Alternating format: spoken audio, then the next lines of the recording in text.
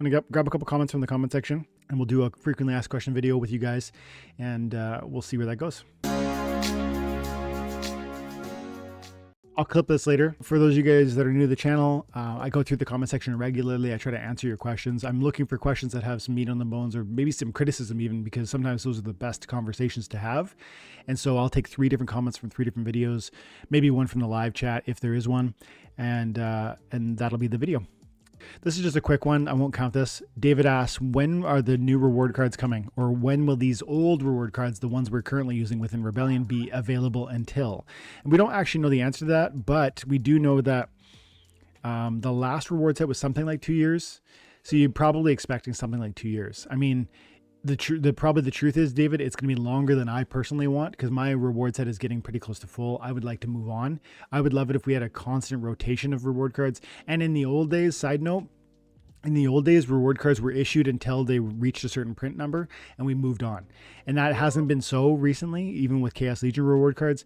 And so that's part of the reason why we've had to introduce this unlock process and the soulbound process and so I don't know if it's better or worse, but the short answer is probably not for another year and a half. Not sure exactly. Maybe 1-2 years. Okay, Bananas. Appreciate you, brother. You're always in there. I think bots are going to come up with more creative lineups, knowing that if they have any cards at all, they have to try it. Everyone is going to be taking this to the extreme. I don't think everyone is going to be taking this to extreme. Some people, like me, will at least see how far they can get with the extra cards, and people will be making teams with less popular cards, lower level cards, etc. The whales, tons of max level cards, will be the ones way up on top. But I think it'll be interesting to see how it goes with some of the lower leagues. I think that's true. And on the topic of survival, I would go so far as to add to what Bananas is saying, that the interesting thing about survival is that it's going to be this, it actually has totally different considerations and incentives. And so the incentives are not necessarily entertainment based, they're more financial. Whereas with Splinterlands, the game, the rank experience, the general game, both modern and wild, you're usually enjoying both the reward, the SPS, the glint, the soulbound reward cards, the merits, etc. But you're also enjoying the entertainment. You're playing, or someone is playing the account, and there's usually a fun piece. If you have both of those, you're more likely to be here longer, and that's one of the joys and the revolutionary sort of natures of Splinterlands. But with survival, the entertainment is not largely going to be there. Or if it is there, it's not going to be featured. What do I mean? Well, there's no energy. You can play as many games as you want, which means that if you have enough cards to play 1,000 games a day, you could do it, which means you're going to bot it. Like the people who have those sorts of decks, they're not looking for a scholar. They're going to bot it, because why would you scholar it when they can't even play the number? Like literally, how are you playing 200, 300 matches a day? You're not. Like a good scholar is probably playing 50 matches a day with energy. That's hard. And so I believe that we're talking about removing the entertainment piece generally, not entirely, because some people will play it, as Bananas is saying, a few times here and there just to see what's up. That's entertainment, and that's cool. But mostly it's going to be played primarily by the people with crazy decks that can't even do it themselves and who are botting. And so I'd say it's a financial piece, not an entertainment piece primarily. And then, so that's different. But then also what's different is how you think through play, because he alludes to here, you'll try different things with lower level cards. And, I said in the live yesterday, it's possible to even imagine that like you're going to see your opponent coming and you're going to just throw them, you're going to surrender in a sense. Like if I go up against Azurkhan and I see he's played Tofu in the last 3 matches, I'm probably, and he's got all the max promos and all the whatevers, I'm probably throwing 1 BCX of a lower level card and a crappy summoner that I don't really care about against him to just sacrifice so that I don't lose anything meaningful, so I can actually win the next match. And that's going to be a thoughtful that's going to be a layer of thoughtfulness that's possible for a human. That's probably not possible for a bot. There's going to be new ways to play it. It's going to complicate and introduce new ways of engaging with this game. I think that generally speaking, that's good. It's not entirely good. I see reasons to be concerned about it.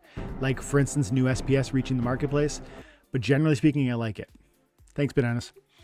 This looks like a fun conversation, and he's got a lot of comments too. Okay, so in this video, I talked about Splinterlands missed its chance. That's what I called it. And the thumbnail was, let's say, insightful. I said, you are wrong, here's why. And I got a huge number of views on that one. Thank you guys if you watched it. I tried to make it the point in that video that I was answering a comment that was critical of Splinterlands, and the person was saying Splinterlands missed its chance. It hasn't had a bull market since 2021, and it's never going to have one again.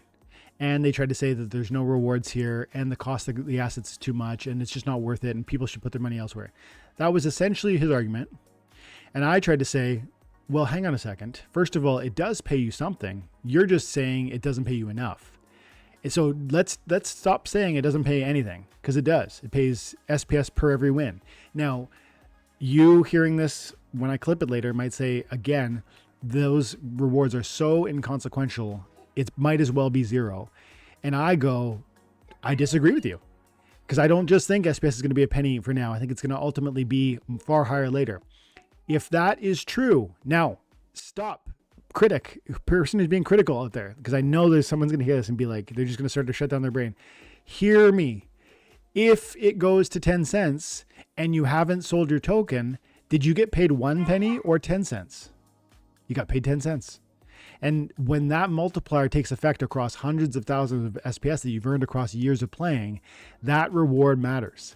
And so those people who are saying that it doesn't pay anything are either rejecting the short-term as consequential, and worse yet, they're probably rejecting the long-term as possible.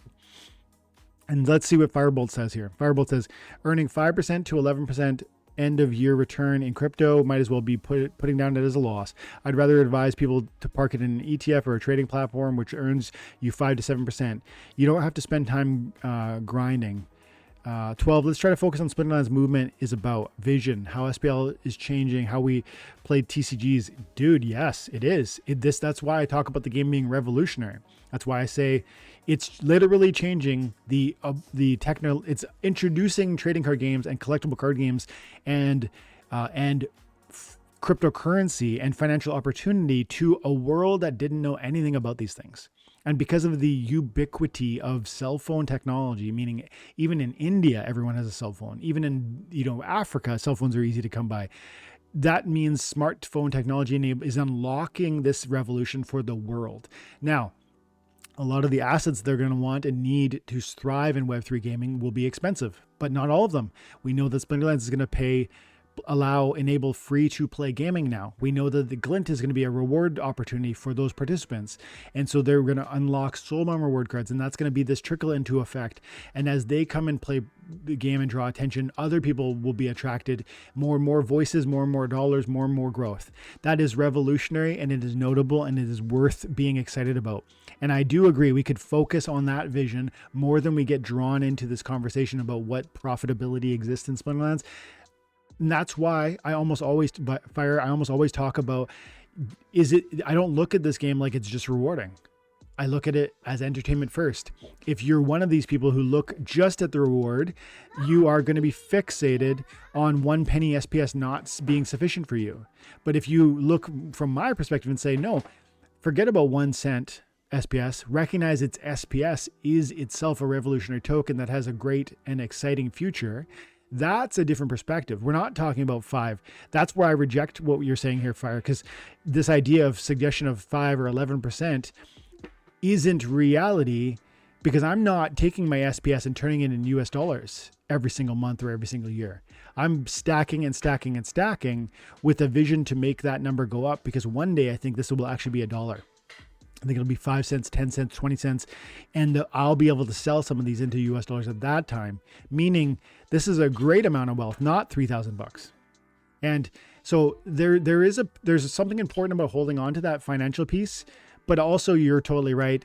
I am way more focused on the vision about why this is revolutionary. And that's why I've recently done like 3 videos talking about why this game is revolutionary, why Splinterland's different and whatnot. And I think I want people to realize that and see that, because I think when the world sees that, when they see that games can reward you for your time and attention, that's going to be something that sparks a fire in the world of gaming. Right now, it's rejected because of NFTs having a black eye and cryptocurrency being rejected by the masses, in part because the masses feel they've missed it and don't want to now co-sign it because they already feel maybe jealous or bitter that others have gained. That will all fall away as more and more and more institutions come to it. And they already are, and they will continue to. And I'm talking specifically about Bitcoin, but it's happening with Ethereum. It's going to keep happening with more and more altcoins, and with Web3 gaming.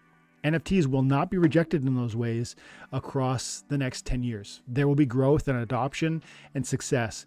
And that is a vision worth getting on board with. And it's not a little trivial 5 or 11% gain. It's like, the SPS I'm earning is not a penny. If it's $1 in my mind, I'm going to hold it until it's far higher. And when it reaches those prices, there's a retroactive raise. And so that's the piece I both agree with and disagree with on Fire's comment. And I just want to quickly see what Mez is saying. You forgot this is a card game. If you want to max profit, you got to put it into something else. Maybe you want to have some fun. 5% ROI for fun is good. See, I agree with Mez. And then Fire says, I'll keep it really simple. Time is money. Yeah, time is money, but some people enjoy spending their time here. Not everybody acts always for profitability. Some people act primarily, I think most of the world acts primarily out of seeking joy. And if I'm right about that, then playing a video game for its own sake is literally a reward. It's a satisfying, otherwise, why would any Web 2 experience game, why would Fortnite, why would Minecraft, why would these games be so attractive to people? Why would they be so attractive? Obviously they're attractive because people like spending their time seeking joy. And so I think Fire is looking at it from his perspective where he's like, if it's not paying, I'm not playing. And that's a certain audience, but I don't believe it's the primary audience. And I'll leave it there because they're just going back and forth a little bit.